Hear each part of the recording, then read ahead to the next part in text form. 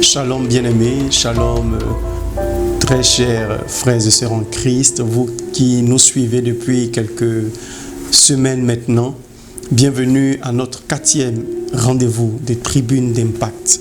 Encore une fois, Dieu vous bénira, encore une fois, vous recevrez des orientations, vous recevrez des consignes, vous recevrez des révélations qui permettront à vos destinées de s'activer et de s'accomplir. Je souhaiterais vous demander humblement de partager, afin que plusieurs puissent profiter de la grâce que nous avons depuis quelques semaines maintenant. Partagez à vos bien-aimés, partagez à vos frères et sœurs dans le Seigneur, afin que la grâce que Dieu nous fait au travers de sa parole soit le bénéfice de plusieurs. Prions ensemble le Seigneur. Père, nous te bénissons et nous te rendons l'honneur et la gloire qui te sont dus. Merci encore de nous donner ton souffle ce matin. Si nous sommes en vie, c'est par pure grâce. Si nous avons le mouvement, c'est par pure grâce. Et si nous sommes connectés encore ce matin, c'est juste par ta grâce. Certainement, tu veux nous faire du bien. Certainement, tu veux nous orienter. Certainement, tu veux nous édifier. Certainement, tu veux nous équiper. Seigneur, comment ne pas te dire merci? Merci éternel pour le privilège que tu me donnes de parler à chacun de tes enfants. Qui, quel que soit leur lieu, Seigneur, d'habitation, quel que soit leur lieu de travail, quelle que soit la position dans laquelle ils me reçoivent ce matin. Oui, Père, merci pour le privilège que tu me fais d'être le canal par lequel tu passes depuis quelque temps pour leur apporter une connaissance, une sagesse ou une orientation de bénédiction. Seigneur, dispose de toutes choses au nom de Jésus. Que ton nom soit glorifié et que ta volonté soit accomplie dans leur vie. Au nom puissant et glorieux de Jésus. Amen. Soyez richement bénis. Soyez richement bénis. Ce matin encore, Dieu nous fera du bien.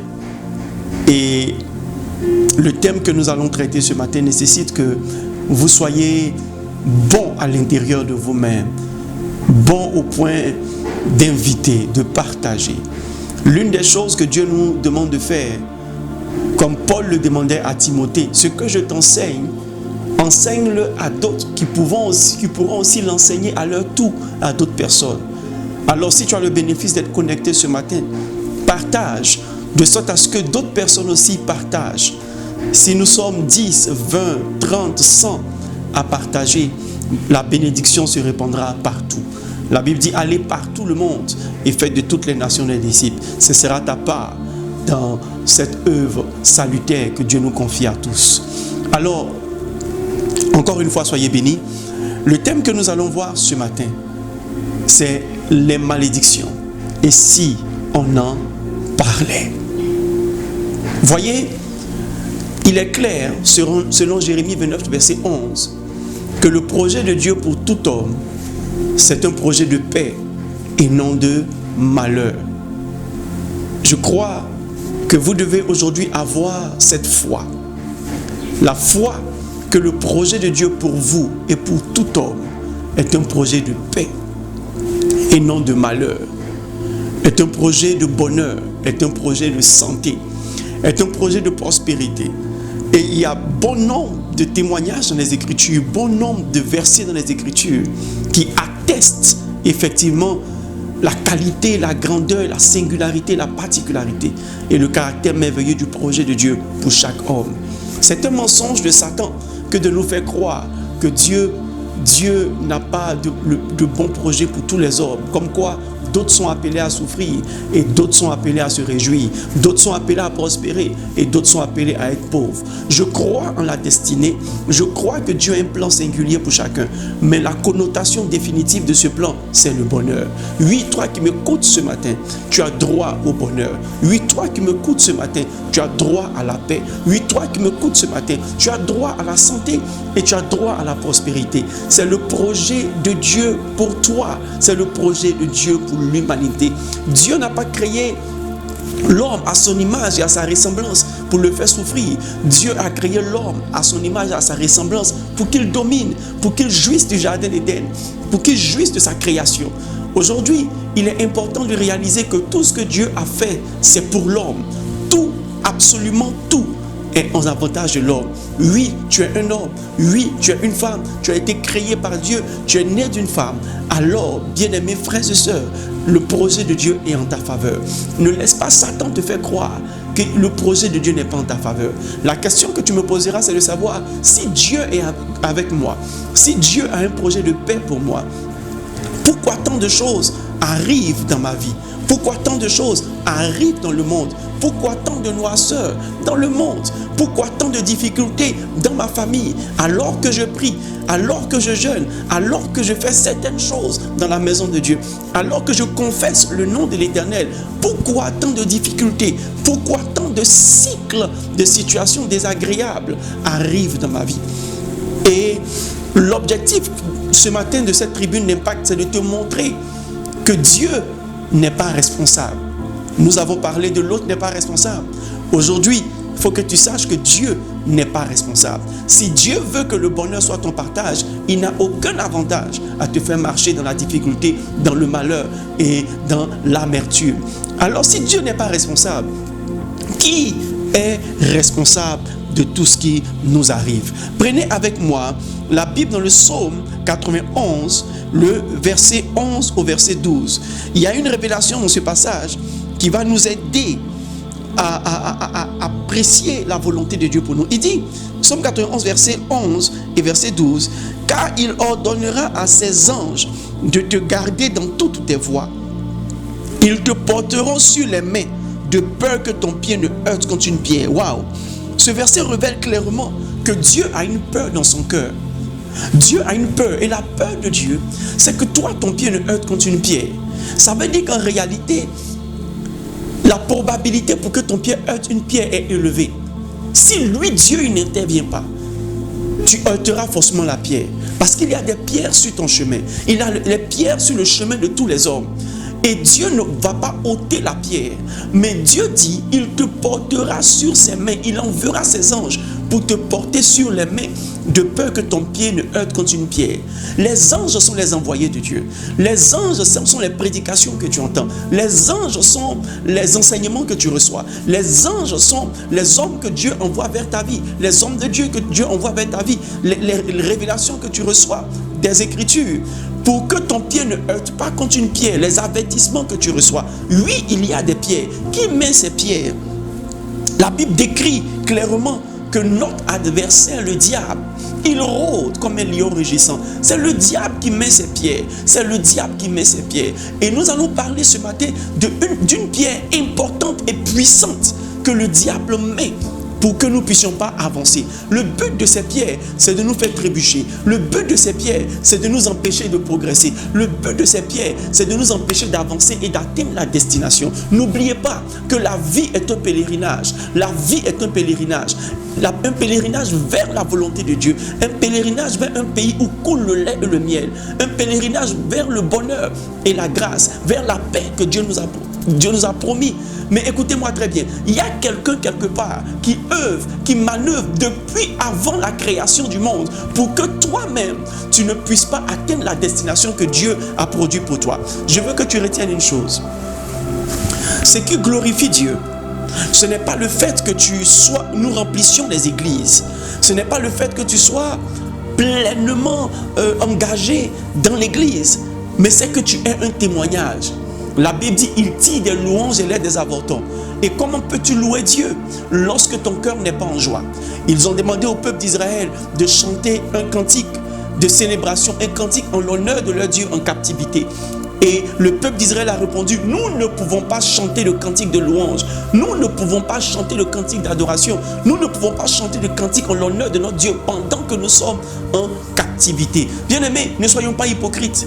La louange, elle est sincère lorsqu'elle émane d'un cœur reconnaissant. Et la reconnaissance d'un cœur est le produit d'une bénédiction de l'Éternel. Je prie pour toi ce matin, afin que Dieu rende ta joie suffisamment parfaite, de sorte à ce que tu glorifies Dieu réellement, que tu l'adores réellement.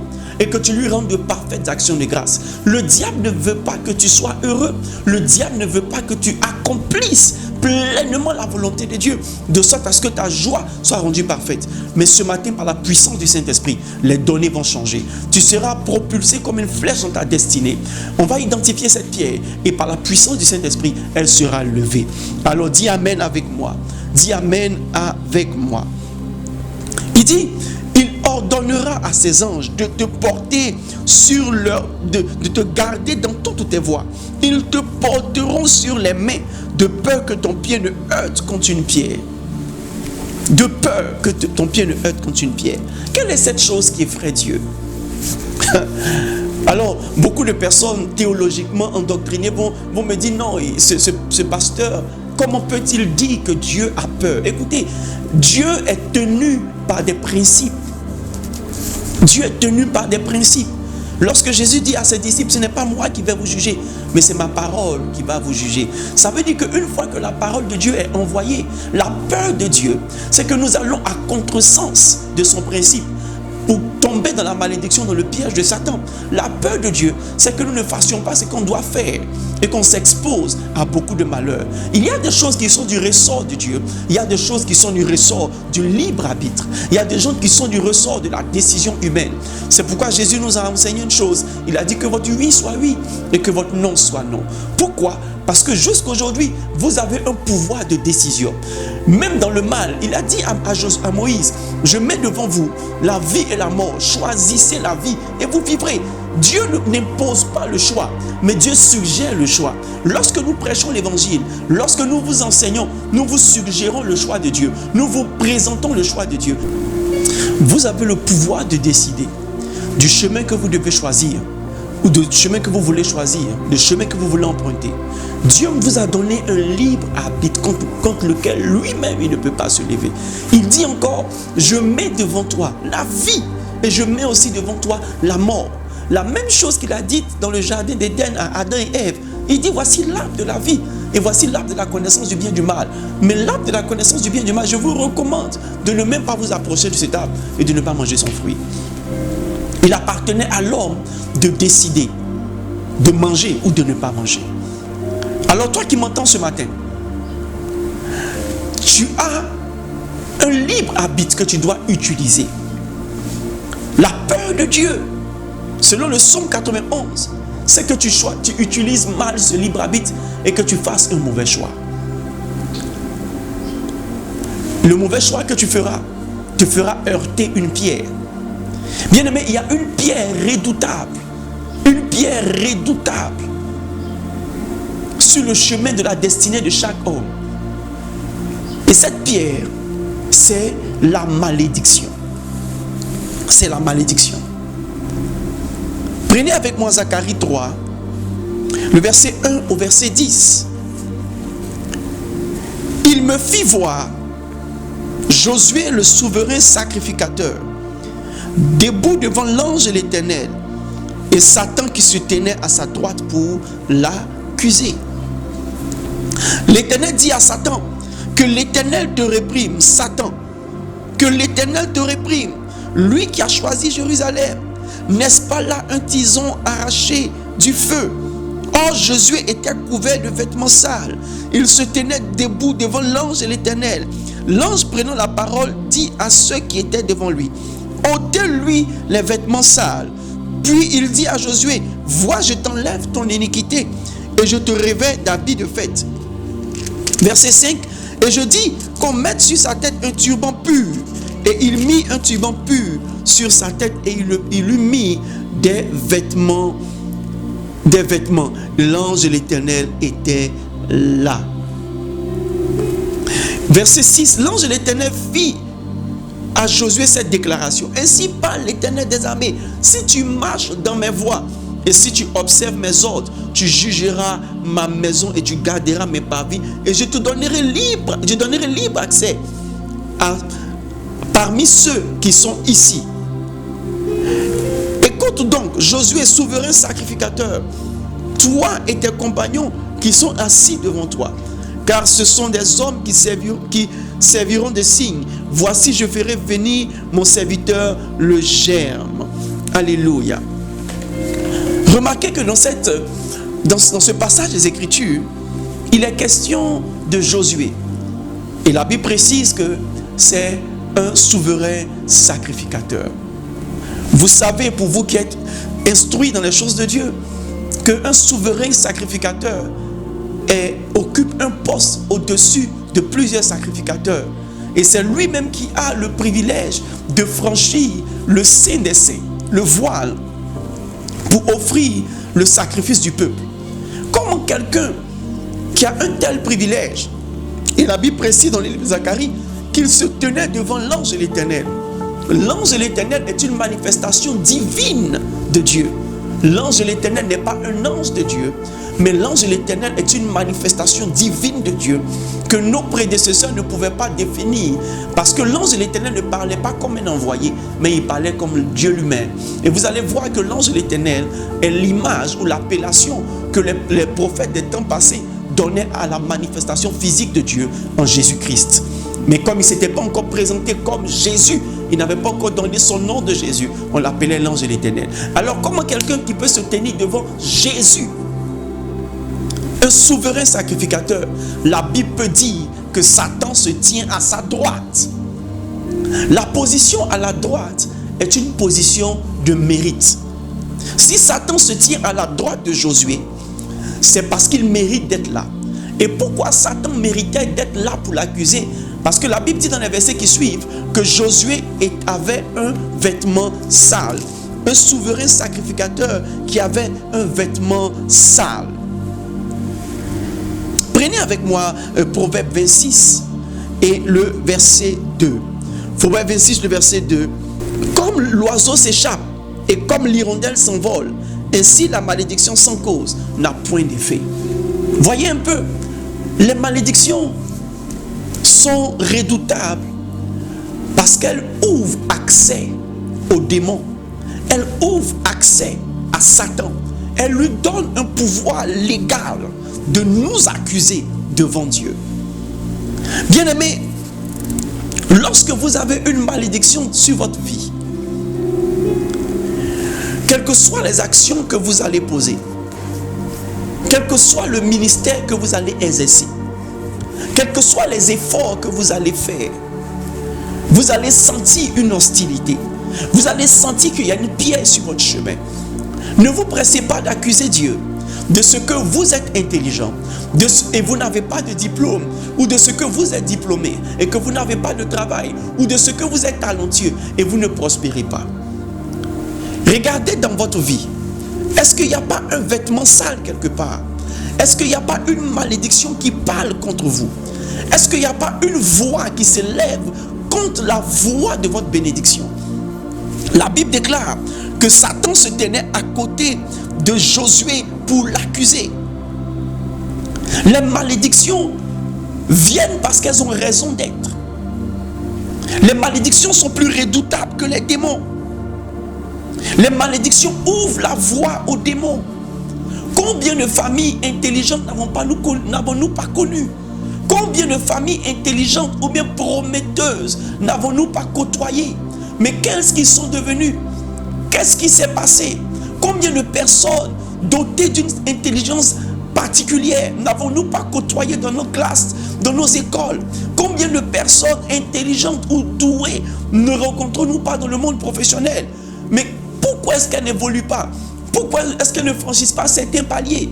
Bien-aimés, il y a une raison à cela. Combien de chrétiens n'avons-nous pas vu zélés dans l'église de Dieu? Mais, en définitive, qu'est-ce que le zèle leur produit comme témoignage? Tout simplement parce que Satan a une raison de les accuser. Josué était souverain sacrificateur. Ne l'oubliez pas. Il était souverain sacrificateur, mais Satan se tenait à ta droite. Bien-aimé, est-ce que Satan ne se tient pas à ta droite pour une raison qu'il détient contre toi? N'oubliez jamais ce verset. Proverbe 26, le verset 2. Une malédiction sans cause, elle est sans effet. S'il y a une cause, il y aura un effet. La raison pour laquelle il y a un effet, c'est parce qu'il y a une cause. Lorsque nous offrons une opportunité aux démons, lorsque nous ouvrons un accès à Satan, bien-aimé, Dieu ne peut rien faire sans avoir recours à autre chose. Le pouvoir légal que nous donnons à Satan est redoutable. Retenez une chose, c'est que les malédictions sont des droits qu'on donne à Satan. Comment Satan obtient ces droits? Comment Satan obtient ce pouvoir?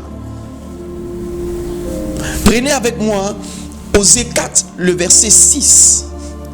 Osée 4, le verset 6 dit, il dit, mon peuple est détruit parce qu'il lui manque la connaissance. Puisque tu as rejeté la connaissance, je te rejetterai. Et tu seras dépouillé de mon sacerdoce. Puisque tu as oublié la loi de ton Dieu, j'oublierai tes enfants. Ce pouvoir que Satan a, que j'appelle la malédiction, lui est donné lorsque nous sommes ignorants ou que nous méprisons la connaissance. Écoutez-moi très bien. Pour avoir méprisé la connaissance ou pour avoir été ignorant, nos parents ont adoré des idoles. Nos parents ont contracté des alliances anciennes. Et voici l'une des premières causes de malédiction dans la vie des hommes. L'une des premières causes de malédiction sur la terre. L'une des premières raisons de noirceur dans le monde que nous voyons aujourd'hui. Les alliances anciennes, l'idolâtrie. Lorsque nous considérons la loi de Dieu en Exode, le chapitre 20, Exode le chapitre 20, qu'est-ce que Dieu dit?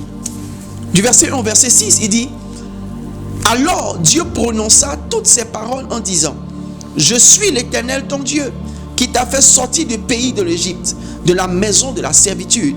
Tu n'auras pas d'autre Dieu devant ma face. Tu ne feras point d'image taillée, ni de représentation quelconque, des choses qui sont en haut dans les cieux et qui sont en bas sur la terre et qui sont dans les eaux plus bas que la terre. Tu ne te prosterneras point devant elles et tu ne les serviras point. Car moi, l'Éternel ton Dieu, je suis un Dieu jaloux qui punit l'iniquité des pères sur les enfants jusqu'à la 3e et la 4e génération de ceux qui me haïssent et qui fait miséricorde jusqu'à 1000 générations à ceux qui m'aiment et qui gardent mon commandement. Mes commandements. Alors, vous comprenez alors que l'une des principales causes de malédiction, l'une des principales raisons de la malédiction, c'est les alliances anciennes, l'idolâtrie. Combien de personnes ici peuvent prétendre que leur famille ne s'est jamais tournée vers des idoles? Je me souviens, il y a quelques années de cela, j'étais en train de prier, en train de jeûner. Et le Saint-Esprit m'a dit clairement que toutes les familles, il dit l'Afrique est sous une malédiction. Et toutes les familles africaines ont besoin d'être délivrées de la malédiction. Et lorsque j'ai demandé au Seigneur de comprendre, qu'il m'explique pour que je comprenne, il m'a fait savoir que le diable a profité de l'ignorance pour introduire des pratiques idolâtres dans toutes les familles africaines bien-aimées. Osez me contredire, osez contredire le Saint-Esprit.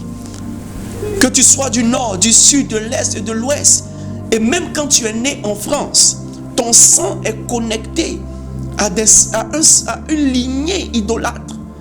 Et lorsque tu vas fouiller de génération en génération, plusieurs générations avant toi, tes familles, tes parents ont adoré des idoles. Et vous savez, chaque adoration est faite avec des sacrifices. Et chaque sacrifice est fait pour sceller une certaine alliance et un certain nombre de bénédictions qui sont proférées. Mais ces bénédictions deviennent malédictions lorsque l'alliance n'est pas respectée. Lorsque vous considérez Deutéronome 28, Dieu dit si tu obéis, et plus tard il dit si tu n'obéis pas. Si tu obéis, voici les bénédictions. Si tu n'obéis pas, voici les malédictions. C'est une loi spirituelle. Alors, des bénédictions viennent lorsque nous obéissons, ou des faveurs viennent lorsque nous obéissons aux lois fixées par ces démons. Et des malédictions viennent lorsque nous n'obéissons plus. Lorsque l'alliance n'a pas été rompue et que les pratiques ou les sacrifices sont arrêtés, ce démon que nos familles ont adoré devient automatiquement le principal opposant. Il devient l'accusateur qui se tient à la droite.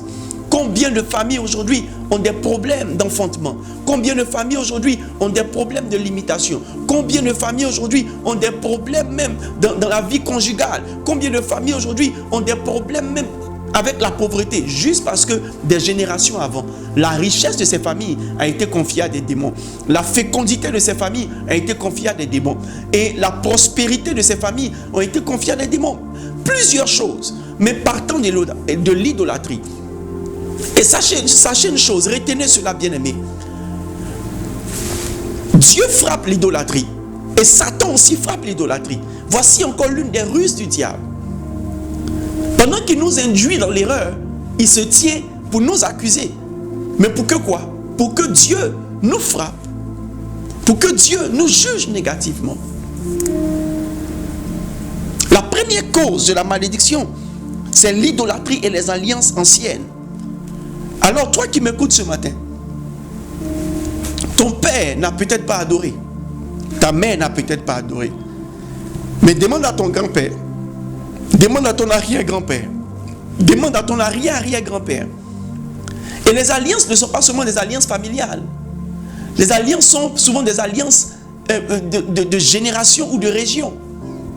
Ces alliances sont souvent des alliances, je vais dire, nationales. Alors ne prétends pas que tu ne mérites pas la malédiction que tu vis. Satan se tient à ta droite. Si cette chose pour laquelle tu es doté de talent, doté d'intelligence, ne marche pas, ce n'est pas forcément une raison de temps de Dieu. C'est peut-être parce qu'il y a une voix qui t'accuse quelque part. Si tu ne reconnais pas que quelque chose ne fonctionne pas et que tu es responsable ou plus ou moins responsable de quelque chose qui arrive, comment est-ce que tu peux t'en sortir? La prière ne résout pas tous les problèmes, bien-aimés. Lorsque vous priez, Dieu vous envoie sa parole pour vous guérir.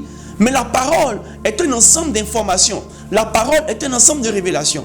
Donc ce que je suis en train de te dire ce matin est peut-être la réponse à ta prière pour la bénédiction. Est peut-être ta réponse à la prière pour le mariage. Est peut-être ta réponse à la prière pour la prospérité. Est peut-être la réponse à la prière pour ta guérison. Il y a une information que tu dois savoir. Est-ce que dans ton passé, il n'y a pas eu l'idolâtrie? Est-ce que vous n'avez pas créé la jalousie dans le cœur de Dieu? Profitant de l'ignorance ou méprisant la connaissance, Satan ne vous a-t-il pas lié à des démons, à des jougs pénibles et durs? La deuxième cause de la malédiction, c'est la désobéissance au principe de Dieu. Deutéronome 28, le verset 15, le Seigneur nous dit: si tu n'obéis pas, il dit, mais si tu n'obéis point à la voix de ton Dieu, si tu n'observes pas et ne mets pas en pratique tous ces commandements et toutes ces lois que je te prescris aujourd'hui, voici les malédictions qui viendront sur toi et qui seront ton partage. Bien-aimé, il y a des malédictions qui sont le partage de ceux qui désobéissent ou qui méprisent la connaissance. Nous appartenons à une génération qui est instruite des consignes ou des principes de Dieu. Et nous n'avons même pas besoin d'aller à l'église aujourd'hui, d'être chrétien même pour savoir ce que Dieu aime et ce que Dieu n'aime pas. Et même lorsque nous prétendons être athées, nous savons ce que Dieu aime et ce que Dieu n'aime pas. Notre conscience déjà nous dit que cette chose est bonne ou cette chose n'est pas bonne. Et lorsque nous allons contre ces principes, nous nous exposons à des malédictions. Alors, retenez une chose. L'idolâtrie et les alliances anciennes nous ont liés à des jours de malédiction. Ont ouvert l'accès à des démons dans nos vies. Deuxième chose, la désobéissance au principe de Dieu. Dieu a établi la terre sur ses fondements. Et vous ne pouvez pas vivre sur cette terre et mépriser les principes sur lesquels Dieu a établi la terre. Sois athée, c'est ton droit. Mais il y a des principes qui régissent la terre. Il y a des principes qui régissent la vie sur la terre. Et ces principes sont la loi de Dieu. Et si tu les méprises, tu rentres dans un cycle infernal de malédiction. Et Satan a le droit de se tenir à ta droite. La troisième chose qui peut créer des malédictions dans vos vies, oh bien-aimés, et c'est ça, c'est dans ta réalité, c'est dans leur réalité, c'est la méchanceté et les injustices envers les hommes. La méchanceté et les injustices. Prenez avec moi Galates 6, verset 7. Ne vous y trompez pas. On ne se moque pas de Dieu. Ce qu'un homme aura semé, il le moissonnera aussi. Ce qu'un homme aura semé, il le moissonnera aussi. Qu'est-ce qui te dit que tu n'es pas en train de moissonner quelque chose que tu as semé? Bien-aimés, assez de vous plaindre, assez de nous plaindre, assez de croire que la vie est juste faite de hasard. Non, la vie n'est pas faite de hasard. Ce qu'un homme sème, il va forcément le récolter. Qu'est-ce que tu sèmes au quotidien? Sèmes-tu la bonté? Sèmes-tu la bienveillance? Sèmes-tu la justice? Regarde le mal que tu as fait à l'enfant de quelqu'un. Tu viens d'ouvrir une porte pour que quelqu'un d'autre non seulement te fasse du mal, ou fasse du mal à tes enfants et aux enfants de tes enfants. Puisque Dieu dit que la malédiction, elle est transgénérationnelle. Elle va jusqu'à même de génération en génération. Et il est estimé qu'une génération, souvent, peut faire 100 ans, ou même au-delà. Mais une génération ne fait pas moins de 100 ans. Imagine, tous tes enfants qui vont naître dans 400 ans, dans 500 ans, seront frappés d'une malédiction. Pourquoi? Parce que tu as fait du mal à l'enfant d'autrui. Tu as rendu faux témoignage.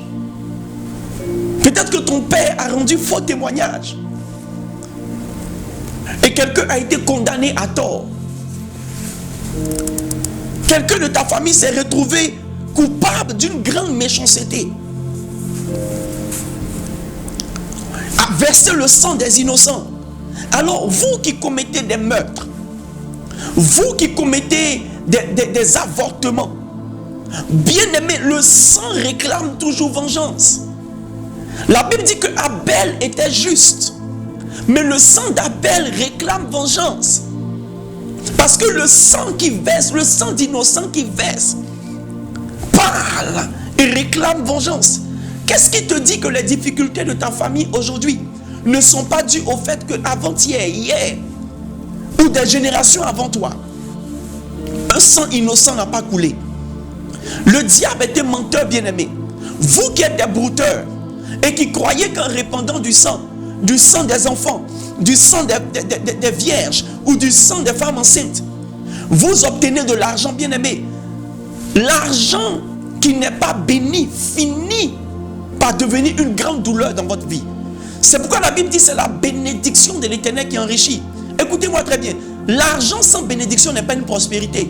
Et l'argent que vous obtenez au prix du sang de quelqu'un vous retombera sur la tête. Le travail que vous avez aujourd'hui, parce que vous avez menti sur quelqu'un, la promotion que vous avez, parce que vous avez détruit l'image de quelqu'un, détruit la crédibilité de quelqu'un, détruit vraiment et de façon méchante la réputation de quelqu'un, deviendra malédiction pour vous.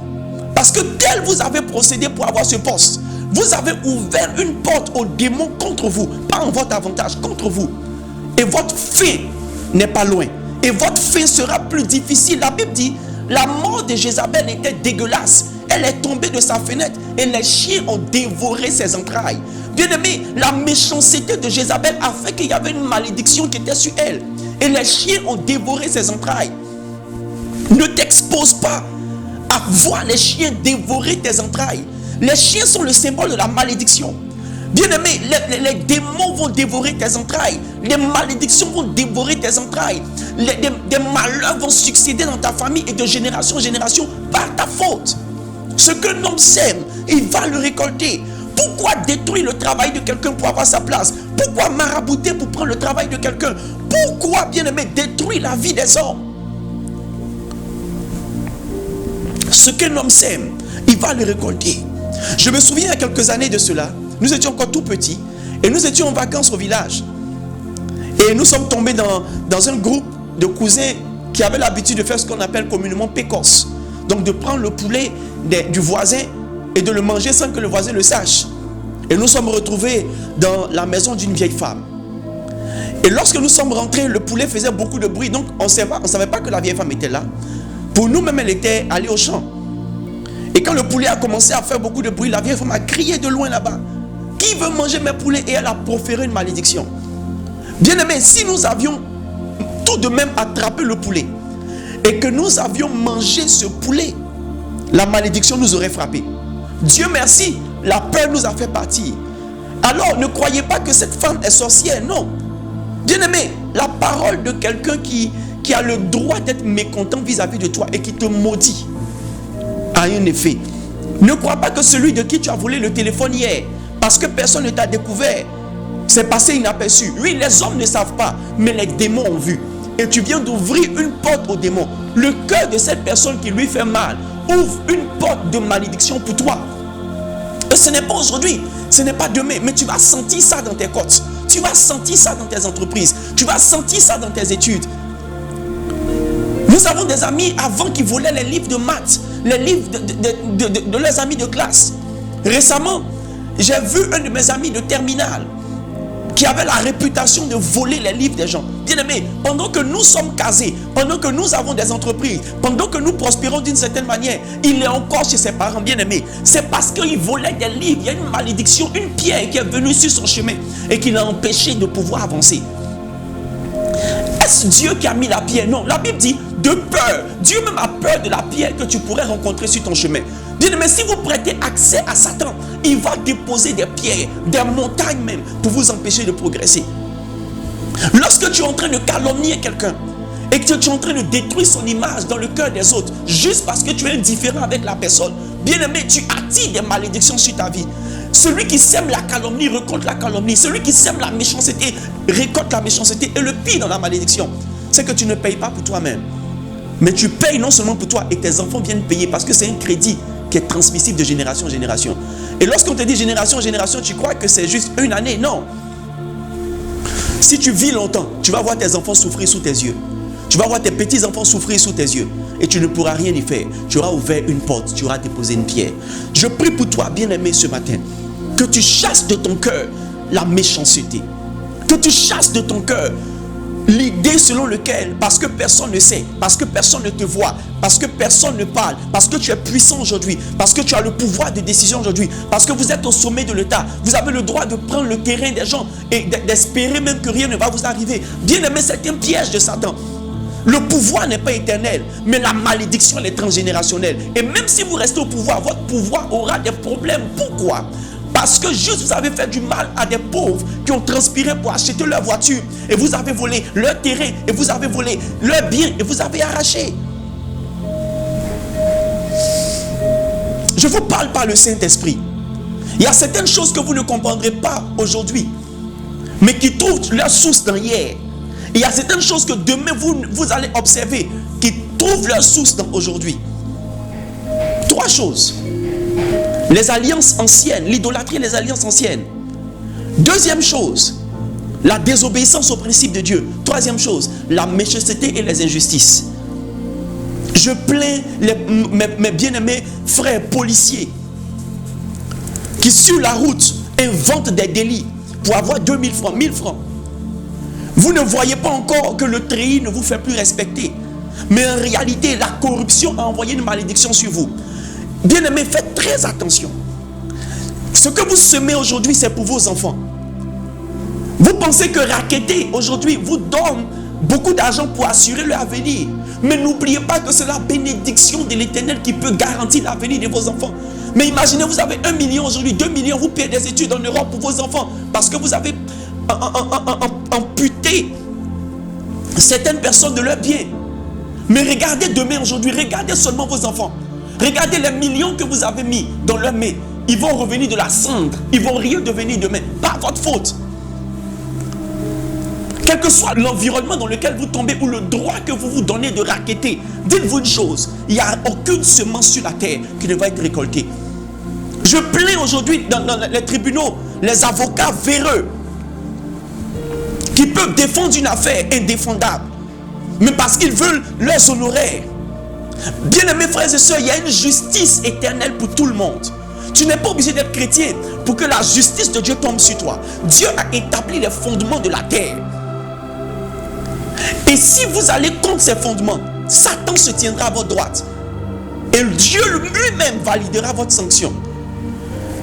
La vie de l'homme est dans un tribunal spirituel. Celui qui sème récolte.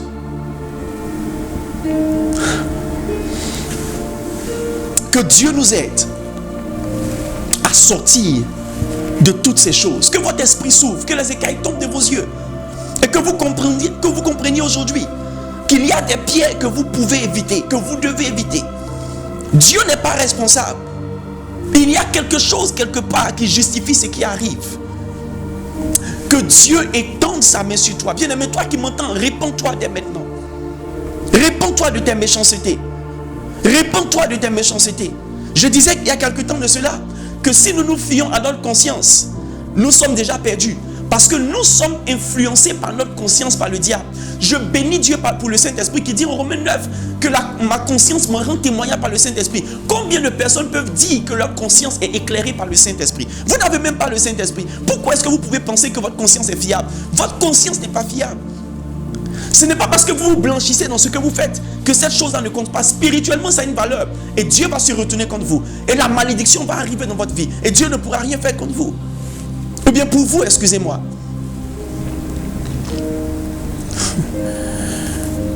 C'est une grande ignorance que de croire que les actions que vous posez aujourd'hui sont gratuites. Il n'y a rien de gratuit sur la terre. Celui qui sème, moissonne. Et la Bible dit dans le livre de Proverbes, celui qui sème le vent va moissonner la tempête. Répands-toi. Compte sur la miséricorde de Dieu, répands-toi.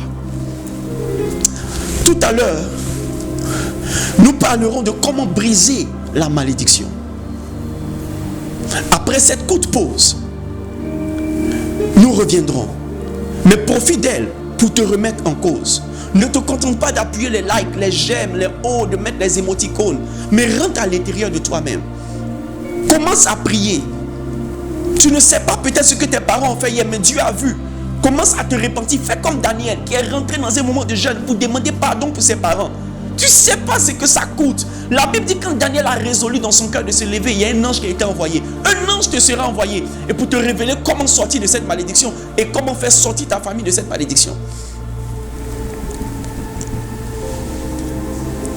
Prie le Seigneur pendant cette pause pour que Dieu t'aide à connaître et à pratiquer ses ordonnances selon Ézéchiel 36, verset 26. Il dit, je vous donnerai mon esprit afin que vous puissiez obéir à mes lois. Prie le Seigneur pour qu'il te donne un cœur nouveau selon 1 Samuel 10 afin que tu puisses avoir un cœur nouveau pour la destinée que Dieu a pour toi. Ézéchiel 36 dit, je changerai ton cœur, je te donnerai un cœur de chair. À tout à l'heure après la pause. Lève-toi, sois éclairé car ta lumière arrive. Pour toi bien-aimé, voici Tribune d'Impact, un rendez-vous divin tous les mercredis à partir de 10h GMT avec le prophète Télésphore Aristote. Tu désires t'enraciner en Jésus-Christ, tu désires avoir une vie d'impact, ce rendez-vous est le tien. Glorieuse nouvelle pour tous les fidèles abonnés à Tribune d'Impact, voici Tribune Challenge, la plateforme qui t'est dédiée afin de démontrer que tu as bien assimilé l'enseignement. Pour y participer, c'est simple. 1. Abonne-toi à la page Prophète Télésphore Aristote. 2. Suis l'enseignement donné. Et 3. Donne les grands points traités par le prophète Télésphore Aristote. Pars avec la récompense t-shirt, bloc-notes et casquette. Les tirages au sort seront faits pour les glorieux gagnants. Tribune Challenge, de nombreux lots nous y attendent. Bienvenue à cette deuxième partie de les malédictions. Ici on en parlait. Permettez-moi de vous donner dans ce point suivant des exemples bibliques de malédiction pour que vous compreniez que ce n'est pas l'excitation ou le trop grand zèle d'un prédicateur qui l'emmène à dire ces choses, mais ce sont des principes bibliques Lorsque vous prenez le cas de Jacob, selon Genèse 27, verset 1 au verset 13, vous allez voir que Jacob était défini comme un homme intelligent, un homme rusé. Et Jacob a supplanté son frère depuis la naissance. Jacob a supplanté son frère. Son droit d'aînesse, Jacob a pris le droit d'aînesse de son frère juste en échange de la nourriture. Ésaü n'est pas innocent. Ésaü a blâmé parce que la faim l'a emmené à vendre quelque chose de sacré. Anyway. Mais la Bible déclare que Jacob a trompé son frère. Et encore la troisième fois, Jacob vient tromper son frère en prenant la bénédiction que Isaac, leur père, était sur le point de leur donner à Ésaü.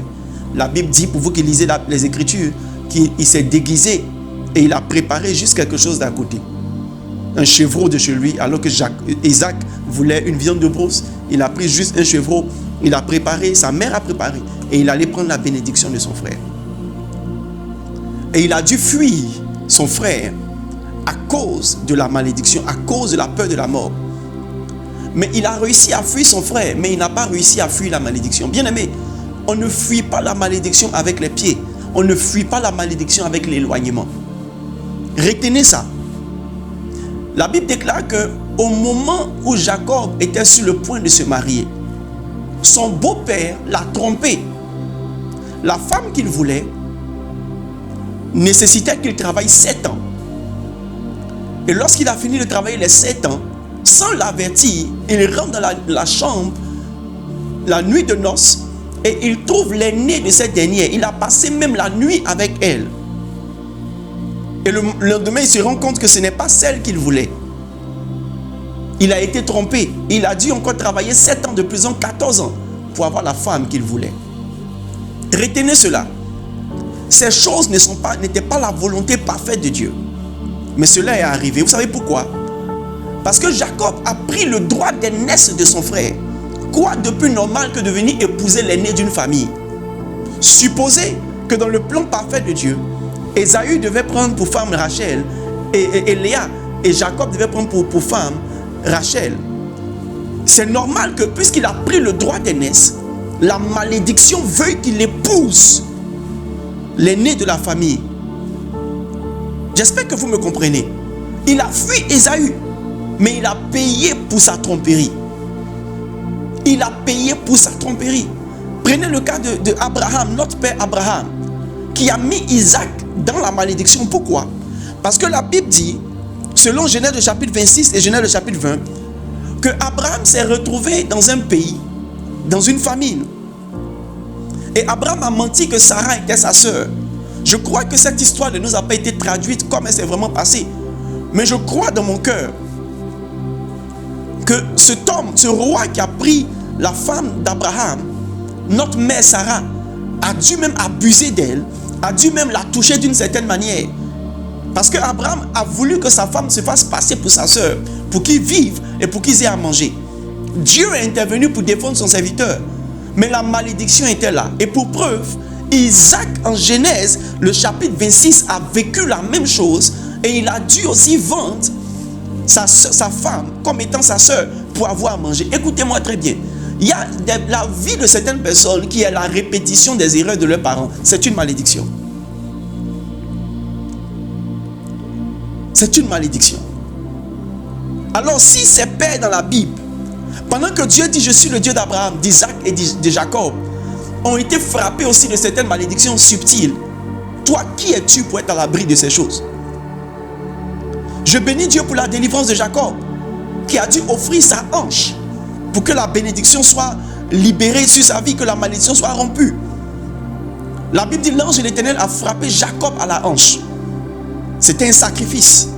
Et depuis ce jour, Israël ne mange pas cette partie des animaux. Pourquoi? Et je vais venir là-dessus dans le troisième point et le point de conclusion. Il faut un sacrifice pour briser une malédiction. Mais ce sont des exemples bibliques. Et regardez même autour de vous. Regardez même dans vos familles. Il y a des familles aujourd'hui, on dit à 12 ans, telle personne, tel sexe arrête les études. Et c'est pareil. À tel âge, les filles ont des enfants. Et c'est pareil. Et d'autres même vont jusqu'à aller d'homme en homme et ne jamais connaître la stabilité conjugale. Ça n'a jamais été la volonté de Dieu. Il y a une malédiction quelque part qui doit être rompue. Sinon, malgré ton zèle à l'église, tu seras frustré et ta louange ne sera pas sincère. Et tu ne réussiras jamais à atteindre la dimension de l'adoration en esprit, en vérité. Et quelles que soient les promesses qui sont dans ta vie, tu ne réussiras jamais à devenir celui que Dieu veut que tu sois. Ou celle que Dieu veut que tu sois. Juste parce qu'il y a une pierre que tu as heurtée sur ton chemin. C'est pourquoi entends ma voix comme la voix d'un prophète te dire: ne méprise pas cet enseignement. Ne méprise pas cet enseignement. Ne méprise pas cet enseignement. Isaac a été maudit du fait d'Abraham. Jacob a été maudit du fait de sa trahison. Et je vais vous dire quelque chose qui va sembler plus grave. Mais ce que Isaac n'a pas payé, il a payé ça sur ses fils. Allez même voir David, homme selon le cœur de Dieu, pour avoir tué Uri et avoir pris son frère, selon sa femme, excusez-moi. Sa maison a été divisée jusqu'à ce qu'il meure. L'un de ses fils a violé sa propre sœur. L'un de ses fils est venu faire un coup d'état contre lui. C'est une malédiction. Et le prophète Nathan l'avait averti. L'épée ne quittera pas ta maison. Je prie pour toi ce matin. Que ton esprit s'ouvre. Et que tu changes de chemin. Et que tu commences à t'intéresser à cette force, à cette pierre qui doit être, même si elle n'est pas ôtée, que tu dois survoler avec l'aide d'Adonai. Alléluia. Alors pour conclure, nous allons parler de comment rompre les malédictions. Comme je l'ai dit tout à l'heure, la première clé pour rompre une malédiction, c'est le sacrifice de la croix.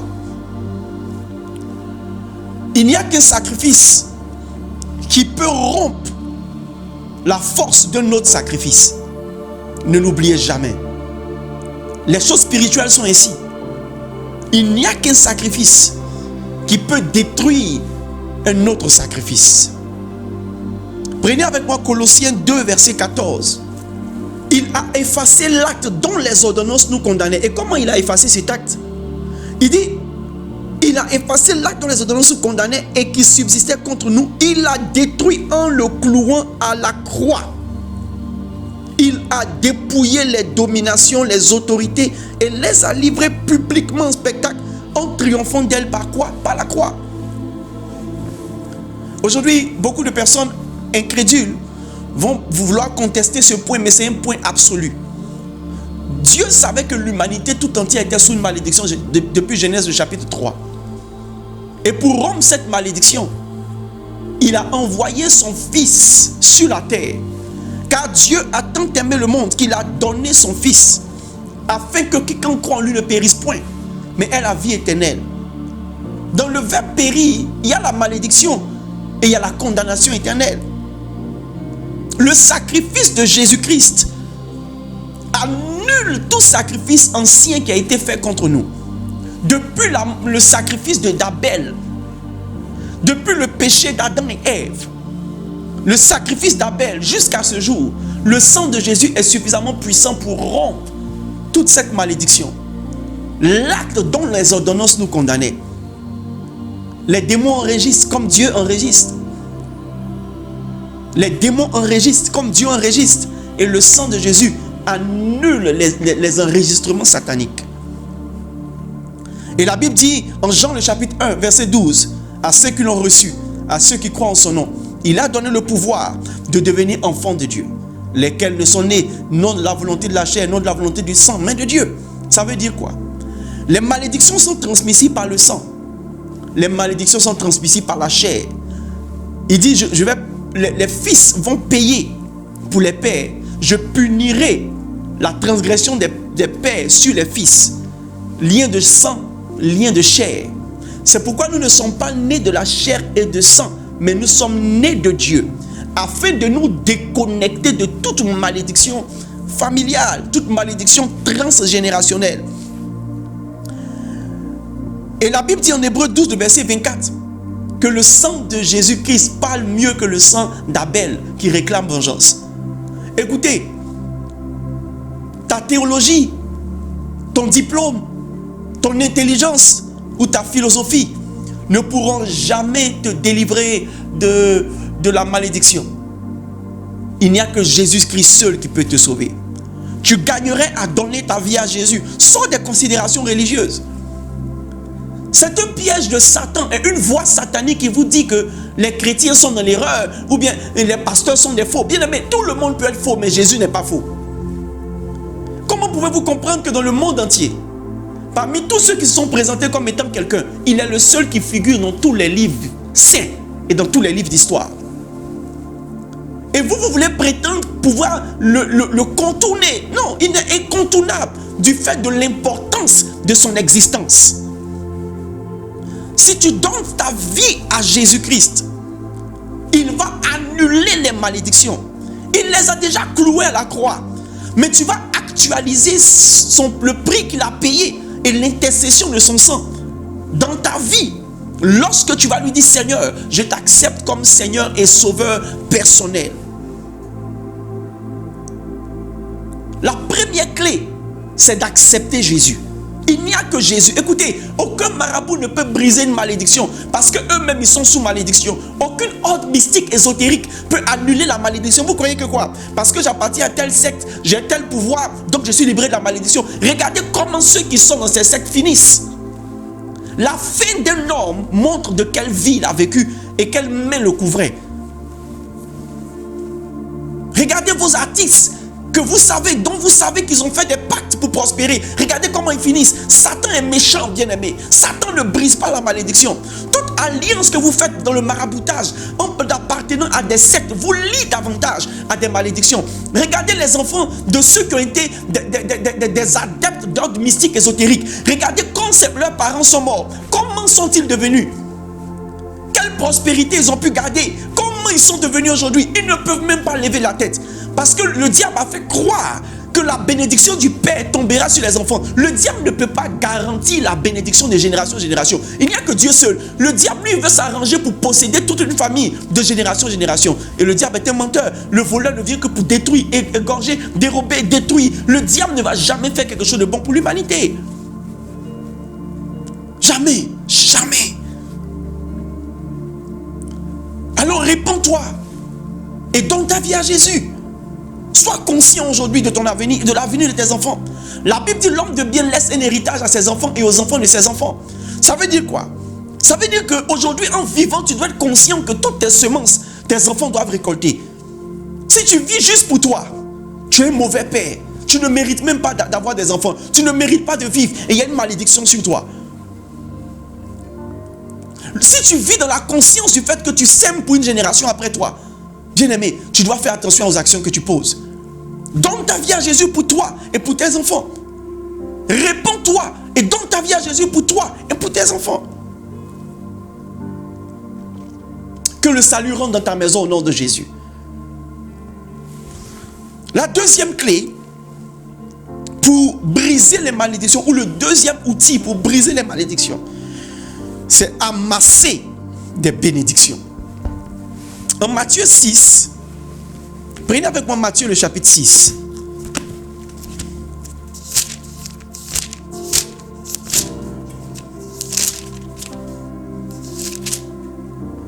Matthieu le chapitre 6,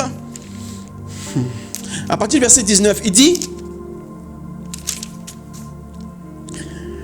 ne vous amassez pas des trésors sur la terre, où la terre et la roue détruisent et les voleurs percent et dérobent. C'est ce que je viens de vous dire. Le diable vous fait amasser des trésors sur la terre, mais il a prévu des voleurs, il a prévu des teignes, il a prévu la rouille, et ces choses vont attaquer. C'est la malédiction. Rien du diable n'est éternel. Il dit: mais amassez-vous des trésors dans le ciel, où la teigne et la roue ne détruisent point, et où les voleurs ne percent ni ne dérobent. Et comment pouvez-vous vous amasser des trésors dans le ciel? Premièrement, décidez d'obéir à Dieu et à ses principes. Décidez d'obéir à Dieu et à ses principes. Oui, Dieu a des principes pour les affaires, Dieu a des principes. Pour le mariage, Dieu a des principes. Pour la gestion des nations, Dieu a des principes. Même pour les policiers, Dieu a des principes. Pour les juges, pour les avocats, Dieu a des principes. Pour les enfants, Dieu a des principes. Pour les adultes, Dieu a des principes. Pour les femmes, Dieu a des principes. Pour tout ce qui régit la terre. Je vous ai dit tout à l'heure, Dieu a établi la terre sur ses fondements. Rien ne tient et ne peut subsister en dehors de lui. Deutéronome 28, le verset 1. Deutéronome 28, le verset 1. Qu'est-ce qu'il dit? Il dit, si tu obéis à la voix de l'Éternel ton Dieu en observant et en mettant en pratique tous ces commandements que je te prescris aujourd'hui, l'Éternel ton Dieu te donnera la supériorité sur toutes les nations. Voici les bénédictions qui se répandront sur toi et qui seront ton partage. Lorsque tu obéiras à la voix de l'Éternel ton Dieu, tu seras béni dans la ville et tu seras béni dans les champs. Le fruit de tes entrailles et le fruit de ton sol, le fruit de tes troupeaux et les portées de ton gros et de ton menu bétail, toutes ces choses seront bénies. Ta corbeille et ta huche seront bénies. Tu seras béni à ton arrivée, tu seras béni à ton départ. L'Éternel te donnera la victoire sur tes ennemis qui s'élèveront contre toi. Ils sortiront contre toi par un chemin et ils s'enfuiront devant toi par 7 chemins. Ce sont des bénédictions. Oui, ce sont des bénédictions. Si tu décides d'obéir au principe de Dieu, de considérer la voie, la Bible dit considère l'Éternel dans toutes tes voies. Recommande ton soi à l'Éternel. Considère l'Éternel dans toutes tes voies. Dans les voies de tes affaires, quels sont les principes de Dieu? Pas les principes du monde, pas les principes des économistes, pas seulement les principes des hommes intelligents, mais les principes de Dieu.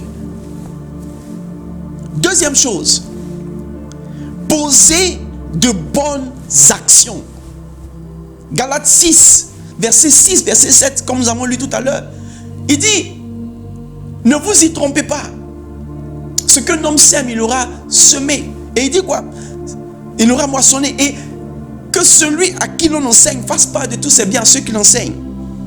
Vous devez décider de poser de bonnes actions, de devenir des hommes dont on peut parler des bonnes actions. Quand vous prenez Acte 10, verset 1, verset 6, parlons de Corneille. Corneille, la Bible dit, il avait une bonne réputation parce qu'il était pieux. Il faisait beaucoup d'aumônes et il faisait beaucoup de bien au peuple. Acte 20, le verset 35 dit quoi? Il y a plus de bonheur à donner qu'à recevoir. Bien-aimés, posez de bonnes actions. Lorsque vous posez des bonnes actions envers les hommes, vous obtenez de bonnes choses. Vous obtenez des bénédictions de l'Éternel. C'est une mauvaise action qui a fait que la malédiction est rentrée dans votre vie, dans votre famille. Posez de bonnes actions. Faites du bien autour de vous. Faites du bien à vos amis. Faites du bien à vos collègues. Ne manquez pas d'opportunité de devenir une bonne personne. Aidez les veuves, aidez les orphelins. Posez de bonnes actions. Vous avez l'impression que vous perdez. Non. Ce que vous semez ici, vous le moissonnerez éternellement. Et vous le moissonnerez même maintenant. Parce que les bénédictions peuvent se manifester maintenant. Celui qui sème, il moissonne. Celui qui sème, il moissonne. Semez de bonnes actions. Si vous voyez une vieille dame en train de souffrir avec son sac, aidez-la. Vous êtes chez vous à la maison, jeune homme, jeune fille. Ne faites pas de la peine à vos parents, aidez. Ne dites pas, on me paye une servante chez moi, pourquoi je vais laver les assiettes? Pourquoi je vais laver les habits? Posez de bonnes actions. Notre génération est devenue tellement distraite qu'elle ne se concentre plus sur les choses essentielles. Posez de bonnes actions. Devenez de bons enfants pour vos parents. Posez de bonnes actions à la maison. Lorsque vous sortez, posez de bonnes actions. Lorsque vous prenez un bus, cédez la place aux personnes âgées. Ne commettez pas le péché de critiquer, de calomnier, de briser l'estime des gens. Devenez des personnes encourageantes. Que vos paroles soient assaisonnées de sel comme Jacques le dit. Ne soyez pas des personnes qui brisent, qui se moquent. Si vous devenez un moqueur, un méchant ou un pécheur, selon le psaume 1, bien aimés frères et sœurs, Dieu va recommander qu'on s'éloigne de vous et vous allez perdre beaucoup de personnes. Est-ce que je parle à quelqu'un ce matin? Si cette parole te concerne, je veux lire ton commentaire. Cette parole me concerne, je décide de poser de bonnes actions. La troisième chose à faire, c'est d'honorer Dieu avec vos biens. Bien-aimé, ce n'est pas un pasteur gourmand qui vous parle. C'est un principe de Dieu. Prenez avec moi Proverbe. Proverbe, c'est dans la Bible. Proverbe, le chapitre 3, le verset 9. Honore l'Éternel avec tes biens et les prémices de tout ton revenu. Et quelle est la bénédiction qui va s'en suivre? Il dit, alors tes greniers seront remplis d'abondance et tes cuves regorgeront de mou. Ah! N'est-ce pas là une clé de bénédiction? N'est-ce pas là un outil de bénédiction pour briser la malédiction?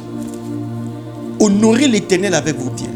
Vous savez que c'est une sagesse satanique que de croire que donner l'argent à l'église, donner l'argent pour l'œuvre de Dieu, c'est enrichir un pasteur, ou c'est enrichir un individu, ou c'est enrichir une communauté. Vous savez, je vais vous enseigner quelque chose aujourd'hui. Dans les lois de libéralité, il y a ce qu'on appelle les offrandes, il y a ce qu'on appelle la dîme, donc les offrandes volontaires, la dîme, et il y a ce qu'on appelle les aumônes. Alors, retenez une chose, la dîme et les offrandes, c'est pour le Seigneur. Et l'aumône, c'est pour les pauvres. L'aumône, c'est pour les nécessiteux. Donc, vous comprenez que vous ne pouvez pas donner la dîme. J'ai entendu quelqu'un me dire un jour, moi je donne ma dîme, je prends ma dîme pour aider les veuves et les orphelins et les pauvres. Tu fais bien de donner l'argent aux veuves, aux orphelins. Mais il y a quelque chose qui correspond à ça. Ça correspond à une branche de la libéralité. Là, tu es en train d'aider des hommes, des nécessiteux, et tu fais bien, que Dieu te bénisse. Mais tu n'es pas en train d'honorer Dieu avec tes biens. Tu n'es pas en train de servir Dieu avec tes biens. Quelqu'un qui veut amasser des bénédictions, des trésors, doit pouvoir faire tout cela. Aumône, dîme, offrande, et participer même, pourquoi pas, à l'évangélisation dans le monde. Participer au développement même de sa nation, pourquoi pas. Participer aux bonnes actions. Initier de bonnes actions. Je vous explique quelque chose en Malachie 3, le verset 10. Qu'est-ce qu'il dit? Il dit, apportez à la maison du trésor toutes les dîmes. Et il dit quoi? Afin qu'il y ait de la nourriture dans ma maison. Mettez-moi de la sorte à l'épreuve, dit l'Éternel. Dit l'Éternel, pas dit Aristote, pas dit un pasteur mamailleur, pas dit un prophète bizarre, pas dit un pasteur cupide, pas dit un prêtre, pas dit quelqu'un qui a soifé d'argent, mais dit l'Éternel, le maître de l'or et de l'argent. Il dit, et vous verrez si je n'ouvre pas pour vous les écluses des cieux, et si je ne réponds pas sur vous la bénédiction en abondance. Et quand tu auras fait ça, Dieu va menacer des agents de malédiction. Quels sont ces agents de malédiction? Il dit, pour vous, je menacerai celui qui dévore. Et il ne vous détruira plus les fruits de la terre. Et la vie ne sera pas stérile dans vos campagnes. Dit l'Éternel. Toutes les nations vous diront heureux, car vous serez un pays de délices. Dit l'Éternel. C'est un cri de cœur. Satan te fait croire que le fait que tu donnes l'argent à l'église et que ce soit les pasteurs qui mangent ou que ce soit l'église qui utilise pour les soins de l'église, ça ne va pas chez Dieu. La Bible dit afin qu'il y ait à manger dans ma maison. Depuis quand est-ce que vous avez vu Dieu descendre sur la terre pour manger? Mais Dieu mange. Il dit à chaque fois que vous aurez fait du bien à l'un de ses plus petits, celui qui donne un verre d'eau à un prophète en sa qualité d'eux, il reçoit une récompense d'eux. Pourquoi? Parce que c'est à Dieu que vous le faites. Pourquoi vous voulez comprendre les choses mystérieuses? Bon, il y a des gens qui ne serviront jamais Dieu avec leur argent. Pourquoi? Et ils seront toujours sous la malédiction financière. Pourquoi? Parce que tant qu'ils n'ont pas vu un ange descendre avec une caisse de bricks, prendre l'argent dans les offrandes pour partir, ils ne vont pas croire que l'argent monte chez Dieu. Dieu a déjà défini l'ordre des choses. Vous devez être conscient que peu importe l'usage qui est fait de votre argent dans l'église, vous avez fait ça pour Dieu. autant vous rendrez compte à Dieu. Le pasteur qui reçoit votre argent va rendre compte à Dieu. Mais si vous voulez amasser des bénédictions financières, voici 2 clés.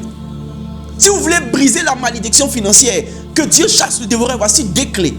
Honorez l'Éternel avec vos biens et toutes vos prémices. 2. Apportez toutes les dîmes et les offrandes dans la maison de l'Éternel. Pas chez les veuves, chez les orphelins. Maintenant, apportez l'aumône chez les veuves, apportez l'aumône chez les pauvres, apportez votre soutien aux orphelinats. C'est une très bonne chose que de faire ces choses.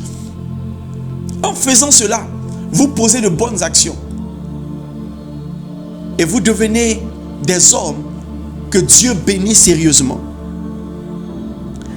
La 4e clé ou le 4e outil pour briser la malédiction, c'est de servir le Seigneur. La Bible dit en Josué 24, le verset 15, « Moi et ma maison, nous servirons l'Éternel. » Pourquoi? Parce qu'il y a une bénédiction à servir Dieu. Et cette bénédiction est traduite en Ésaïe 65, le verset 8. Il dit, quand il y a du jus dans une grappe, on dit ne la détruis pas parce qu'il y a là une bénédiction. Ainsi j'agirai envers mes serviteurs, dit le Seigneur, afin de ne pas tout détruire. Ça veut dire quoi? Lorsque tu sers Dieu, il y a en toi une bénédiction. Et Dieu te garde. Dieu ne te garde pas parce que tu es beau ou tu es belle. Dieu te garde parce qu'il y a en toi une bénédiction. C'est Dieu. Il n'y a pas d'âge pour servir le Seigneur. Il n'y a pas de diplôme pour servir le Seigneur. Il n'y a pas de classe sociale pour servir le Seigneur.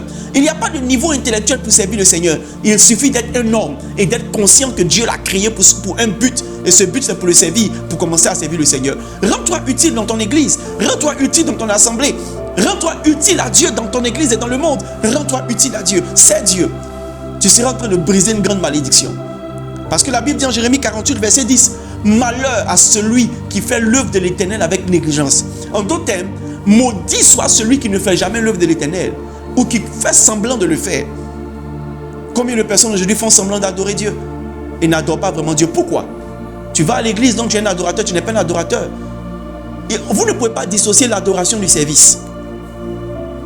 C'est pourquoi lorsque Dieu disait à Pharaon de laisser partir Israël, les 2 verbes sont utilisés. Pour qui m'adore et pour qui me serve. Vous ne pouvez pas séparer l'adoration du service. Un véritable adorateur de Dieu est un serviteur de Dieu. Un véritable serviteur de Dieu est un adorateur de Dieu. Ne me dis pas que tu es simple fidèle à l'église, que toi Dieu ne t'appelle pas à servir. Tous se sont appelés. Tu veux briser une certaine malédiction. Les malédictions qui viennent écouter ta vie, qui viennent détruire ta santé, c'est Dieu. Lorsque Dieu voit que ton énergie le sert, il préserve ton énergie. Je prie pour toi ce matin, que Dieu fasse de toi son serviteur. Et la dernière clé que je veux partager avec vous, qui est une clé importante, un outil important, c'est décider de devenir de bonnes personnes. Waouh! Prenez avec moi Proverbe 11. Proverbe 11, le verset 17. Qu'est-ce qu'il dit? Proverbe 11, verset 17 dit, « L'homme bon fait du bien à son âme, mais l'homme cruel trouble sa propre chair. » L'homme bon fait du bien à ton âme. 3 Jean, le verset 2. « Je souhaite que tu prospères à tous égards et sois en bonne santé comme prospère l'état de ton âme. » Donc lorsque tu es bon, tu fais du bien à ton âme. Tu fais prospérer ton âme. Tu envoies la bénédiction sur ton âme. Tu brises la malédiction sur ton âme. Parce que le Proverbe dit que l'homme cruel trouble sa chair. Ouh, le trouble de la chair, c'est la malédiction. Le trouble de la chair, c'est la malédiction. Lorsque vous êtes méchant, c'est ce que je disais un peu plus haut. Lorsque vous êtes des personnes injustes, des personnes cupides, des personnes égoïstes, égocentriques et sorcellériquement méchantes, vous troublez votre chair. Vous allez vous amasser du feu pour mettre ça sur votre propre corps. Et vous donnez un droit légal à Satan de vous accuser et de vous frapper, de vous flageller. Devenez des hommes bons. Matthieu 12, verset 35 dit quoi? Et ça, c'est notre maître, notre Seigneur qui parle. Celui qui a les paroles de la vie. Il dit, l'homme bon tire de bonnes choses de son bon trésor. Et l'homme méchant tire de mauvaises choses de son mauvais trésor. Je vous le dis, au jour du jugement, Les hommes rendront compte de toute parole vaine qu'ils auront proférée. Car par tes paroles, tu seras justifié. Et par tes paroles, tu seras condamné. Décide de devenir une bonne personne. Décide de devenir une bonne personne. Et pour devenir une bonne personne, ça doit se traduire dans les bonnes œuvres que tu poses, dans les bonnes actions que tu fais, afin que les hommes voient vos bonnes œuvres, qu'ils glorifient votre Père qui est dans le ciel. Ne prends pas plaisir à ce que les gens, tu deviennes la personne la plus critiquable, la personne la plus détestable, la personne la plus méprisable. Vous savez, il y a des gens qui ont un certain niveau de manipulation de leur propre conscience, que quel que soit ce que les gens vont dire d'eux, ça ne leur fait ni chaud ni froid. Moi-même, je sais que tout le monde dit je suis méchant, je prends comme ça. Ne prends pas comme ça. La réputation vaut mieux que les richesses. Et la chose qui te donne une bonne réputation, c'est de bonnes œuvres. Et ce qui te donne de bonnes œuvres, c'est une bonne nature. Que Dieu change ton cœur, que Dieu change ton âme, que Dieu change ta nature, que Dieu change ton caractère, pour que Satan ne te tienne plus à ta droite au nom de Jésus. Par le sacrifice de la croix, Jésus nous a obtenu la pleine miséricorde de Dieu. Lorsque la miséricorde de Dieu est manifestée par la foi en Jésus, ne vous dites pas que ça suffit. Amassez des trésors maintenant. Amassez des trésors. Il n'y a qu'un sacrifice qui peut briser un autre sacrifice. Et il n'y a qu'une des bénédictions qui peuvent briser une malédiction. C'est pourquoi la Bible dit que Jésus s'est fait malédiction afin que nous devenions bénédiction. Je prie pour toi. Toi qui traverses des vallées. Toi qui traverses des situations que tu ne comprends même pas dans ta vie. Toi que le diable accuse à longueur de journée. Ce matin, en vertu de la grâce qui m'est donnée par le Saint-Esprit, je prie que l'Éternel réprime Satan l'accusateur. Que la miséricorde de Dieu soit ton partage. Que Dieu pardonne le péché de tes pères, de tes arrière-grands-pères. Et que le sang de Jésus annule la voix de tout sacrifice humain. Tout sacrifice d'animaux pour sceller une alliance ancienne. Que le sang de Jésus, qui est le sang de l'alliance nouvelle, te connecte à l'alliance nouvelle. Que désormais le sang et la chair n'aient plus de pouvoir sur toi, mais que ce soit le sang de Jésus-Christ qui coule dans tes veines. Que tu naisses de Dieu. Toi qui acceptes Jésus aujourd'hui, toi qui répètes après moi cette prière: Seigneur, je te donne mon cœur, je me livre entièrement à toi. Je t'accepte comme Seigneur et Sauveur. Au nom puissant de Jésus, aujourd'hui, je me mets en alliance avec toi. Je suis maintenant enfant de Dieu, non pas par mes mérites, mais par ta grâce. Parce que la loi a été donnée et la grâce est venue. Toi qui fais cette prière, que la miséricorde de Dieu soit ton partage, que tes péchés soient pardonnés.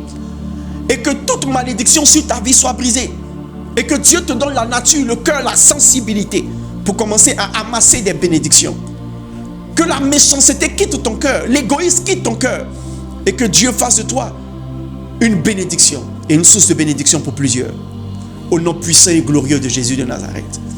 Bien-aimés, j'espère humblement que ce message vous a fait du bien. J'espère humblement que vous méditerez ce message, que vous l'écouterez et que vous le ferez écouter. Et que vous prierez en fonction. Que vous soyez au travail, que vous soyez à l'école, que vous soyez à la maison, que vous soyez en voiture, que vous trouverez juste quelques 30 minutes pour prier, pour vous repentir et pour invoquer le règne de Dieu sur votre vie. Et que vous déciderez à partir d'aujourd'hui de devenir des amasseurs de bénédictions. Pour faire quitter Satan à votre droite. Je vois quelqu'un propulsé comme une flèche dans sa destinée. Je vois quelqu'un dont le pied était sur le pied de heurter une pierre. Être transporté par un ange, par des anges, par les mains puissantes de Dieu. Je vois quelqu'un qui était en face d'une montagne, qui escalade cette montagne. La voix de la réclamation se tait sur ta vie au nom puissant de Jésus. Je prie pour toi que ta vie ne soit plus jamais la même. Que Dieu nous bénisse, que Dieu te bénisse de t'être connecté. Tribune d'impact. Que ce message impacte ta destinée pour le meilleur. Rendez-vous mercredi prochain pour un autre thème, une autre onction, une autre bénédiction. Que Dieu vous bénisse.